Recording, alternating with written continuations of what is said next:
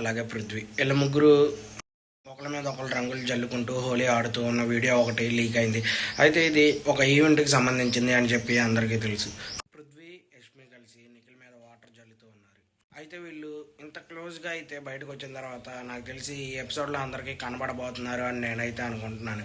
ఎందుకంటే వీళ్ళు ఎవరికాళ్ళు విడివిడిగానే ఉన్నారు. బయటకు వచ్చిన తర్వాత అంత క్లోజ్గా ర్యాపోగా ఎవరికి కనపడలేదు. ఒకవేళ వాళ్ళు బయట ఉన్నారేమో, మనకైతే ఆన్ కెమెరా ఎవరికి కనపడలేదు. ప్రజెంట్ మాత్రం వీళ్ళు చాలా హ్యాపీగా ఉన్నారు. అయితే చూడాలి, యష్మి గారిది అలాగే నిఖిల్ గారిది ఏదన్నా డ్యాన్స్ కూడా ఉంటుందేమో, మనందరం చూడాలి.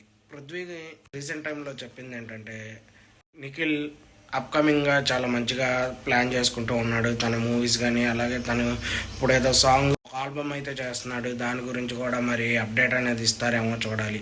అయితే నిఖిల్ బిగ్ బాస్కి రాకముందు కొన్ని సీరియల్స్ అయితే చేశాడు. ప్రజెంట్ అవి అయితే చేయట్లేదు. ఎందుకంటే వాళ్ళు కొన్ని అగ్రిమెంట్లు అలా ఉంటాయి వాళ్ళ మధ్యన.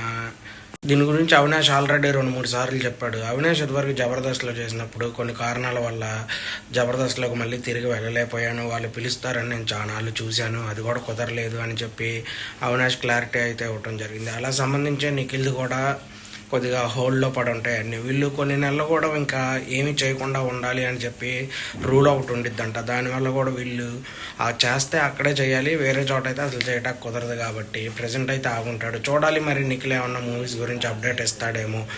అయితే చాలామంది కానీ ఫ్యాన్స్ ఉన్నారు, నేను కూడా అందులో ఒకటి. కానీ ఇది మాత్రం ఇంకా జరగదని అందరికీ అర్థమయ్యే ఉండాలి. ఇంకా అర్థం చేసుకునే వాళ్ళకి మనం ఏం చేయలేము. దాని గురించి కూడా ఒక ఫుల్ వీడియో, పెద్దది క్లారిటీగా వీడియో అనేది చేసి నెక్స్ట్ అప్లోడ్ అనేది చేస్తాను.